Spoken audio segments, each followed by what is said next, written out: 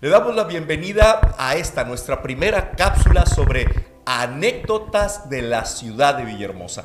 Y es que vamos a abordar a lo largo de estas transmisiones, vamos a abordar la historia de la ciudad y sobre todo también mucho de lo extraoficial que ha sucedido para conformar lo que es la Villahermosa de hoy. Es por eso que es para mí un orgullo estar acompañado por tres extraordinarios amigos. Y entre los cuatro vamos a platicar de todo eso que ha ido fortaleciendo a la identidad del tabasqueño, pero sobre todo del villahermosino. Pero le voy a pedir a cada uno de nuestros amigos que se vayan presentando para que arranquemos con esta primera cápsula y este primer tema.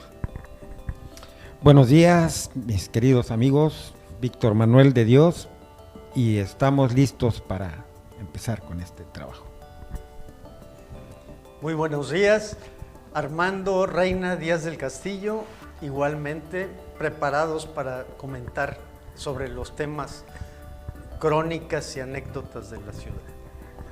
Pues muy buenos días, estamos ya nuevamente reunidos para seguir charlando sobre lo más hermoso y maravilloso de nuestra ciudad. Pues muy bien, pues entonces arrancamos. ¿Qué les parece si empezamos a dar datos sobre la fundación y la evolución histórica de nuestra ciudad durante el periodo virreinal? ¿Quién gusta empezar? Víctor, adelante. Bueno, yo en todo lo que he leído, pues creo que todo esto fue muy interesante porque aquí, cuando se funda la ciudad o lo que tienen idea de que se funda, pues ya había un asentamiento humano aquí. Así es, claro, ¿sí? Tres Lomas. Tres Lomas, de acuerdo a lo que dice el historiador López. Sí, el doctor Diógenes López Reyes. Diógenes López Reyes, así es. Sí. Y entonces, aunque no se ha hablado con mucho detenimiento, pues, de ese primer lugar donde estaba ese asentamiento, pues todo indica que estaba cerca del río.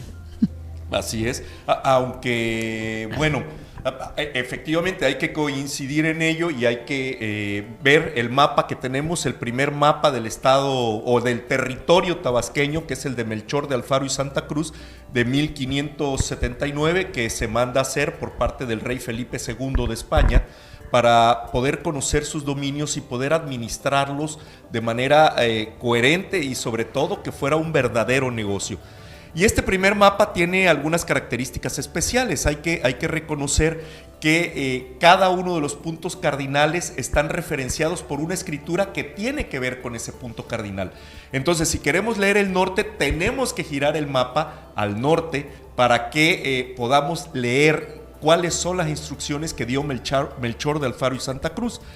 Y a partir de este mapa es que tenemos el conocimiento de la gran cantidad de ríos, lagunas y demás que conforman la planicie tabasqueña y sobre todo el delta tan importante que se formaba no por el río Grijalva histórico, no por el Usumacinta en frontera, sino por el que hoy conocemos como el río Seco, que en la imagen lo tenemos en la parte de abajo y que arranca desde la Sierra de Chiapas, va bordeando por la parte de abajo y sale justamente al muy famoso Dos Bocas del día de hoy. Y esa es la razón principal del delta más importante de la costa tabasqueña en el periodo de conquista. Estamos hablando 1579, cuando empieza a consolidarse el virreinato. Hay que recordar que el primer virrey de la Nueva España es nombrado en 1530, 1531, cuando llega acá don Antonio de Mendoza, y es así como empieza ya el proceso evolutivo y el reconocimiento.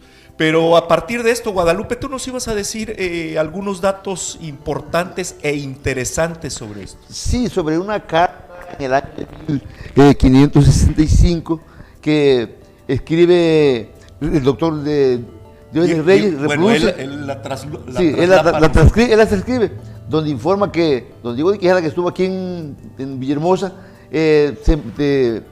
repartió unos solares a unos vecinos que estaban ya sentados aquí en lo que hoy conocíamos en aquel momento como Tres Lomas. Ajá. Ese es el punto de partida más que hay, y eso también lo menciona el presbítero Manuel XVI. igualmente de las memorias de el presbítero de Cárdenas. José Eduardo de Cárdenas, Así es. Romero, sí, claro.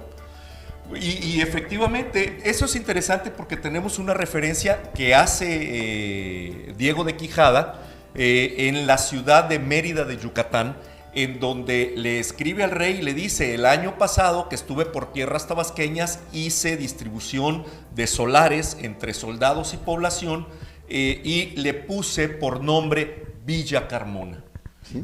Pero sabemos que existe el documento porque está referenciado por la UNAM, por diferentes personajes que escriben la historia de Tabasco, pero sin embargo, en el fondo tenemos la duda si realmente se hizo una fundación como Villa Carmona, que era el lugar en donde había nacido Diego de Quijada, y que por cierto tenemos una imagen desde el castillo. Esta es la imagen de Villa Carmona tomada desde el castillo. Esto es en España, es una población en España, en la zona de Castilla, en la parte centro-norte de España, y podrán ver que la vega esa verde que se ve es por donde pasa el río y lo demás es un caserío hoy. Diego de Quijada dice que le recuerda mucho el río y los lomeríos le recuerdan mucho a su villa y que por eso le puso Villa Carmona a lo que luego va a ser Tres Lomas. Por eso es que tenemos algunas dudas, porque pues obviamente de eso a Tabasco y a Villahermosa hay una enorme distancia de cantidad de árboles, ¿o no, Víctor? Sobre todo, claro, Ricardo, que estos historiadores hacen hincapié que eran 24 leguas de aquí a Santa María de la Victoria. Así es. Cuando nosotros tratamos de medir la distancia en un mapa, pues la verdad como que no nos coincide, como que es otro lugar, ¿no? Así es, y eso nos hace creer que en realidad Villa Carmona, si llegó a existir, pudo haber estado mucho más río arriba. ¿Qué quiere decir eso? Que Aztapa, Jahuacapa o el mismo Cacaos, Francisco J. Santamaría, podría ser los lugares en donde estuvo Villa Carmona. Porque además la referencia que escribe Diego de Quijada no menciona las lomas por ningún lado. No. Menciona una gran cantidad de venados cola blanca, una gran cantidad de pájaros, una gran cantidad de agua. La ribera del río. La ribera del río, sí. Y la ribera del río, por supuesto. Entonces eso nos hace pensar que muy seguramente fue río arriba de la sierra, que finalmente hay que recordar que el río Grijalva histórico nace formalmente aquí arriba, en la Majagua, a un par de kilómetros arriba de Villahermosa. En la intersección del río Mezcalapa y de la sierra. Exactamente, entonces muy seguramente pudo haber estado arriba, camino arriba, por el actual río de la sierra. Pero podemos continuar con los otros datos de las diferentes fundaciones y referencias, don Armando. A ver, yo me gustaría que volviéramos a ver el mapa de Alfaro Santa Cruz, de Melchor Alfaro Santa Cruz, para que tenga más información las personas en general. Si vemos este mapa, del lado izquierdo sería la desembocadura de los ríos. Claro. Entonces, del lado superior derecho estaría la Sierra de Chiapas, ¿verdad? Sí. Y en la parte inferior, prácticamente atravesando todo el círculo que compone este mapa, estaría el Río Grande de Chiapas, ¿verdad? Que posteriormente ha tenido variantes, y aquí quisiera mencionar un trabajo de investigación muy interesante que hizo la antropóloga Flora Salazar Ledesma, y que incluso escribe un libro que se llama El Cartógrafo. Excelente, riquísimo para leer. Si tienen la oportunidad, léanlo, amigos. Y en donde trata de interpretar este mapa, incluso ubicando en la zona central la ciudad de Villahermosa. Creo que también hay que mencionar que en aquella época el transporte por medio de los ríos, el transporte fluvial, era sumamente importante, y es un concepto que ya no está en la mente de casi nadie, ¿verdad? Entonces, Recordemos también que los espacios de tiempo en aquella época no eran tan veloces como lo que se trata de resolver en la actualidad. Entonces, había recorridos largos para aquella época, pero que se podían hacer en días, ¿verdad? O en meses, como el de Justo Sierra de 1840, que Sí. se avienta 6 meses saliendo de Campeche hacia la Ciudad de México, pero por ahora sí bordeando y entrando a territorio, y se hace 6 meses a la Ciudad de México. Hoy, ¿en cuánto lo hacemos en avión? En par de, ¿cuánto? En 1 hora y fracción. Claro. Así es. Definitivamente. Aquí lo importante es ir identificando qué pasó, porque cuando se asienta el asentamiento aquí de lo que conocemos como Villahermosa actualmente, pues ya pasó su tiempecito, ¿no?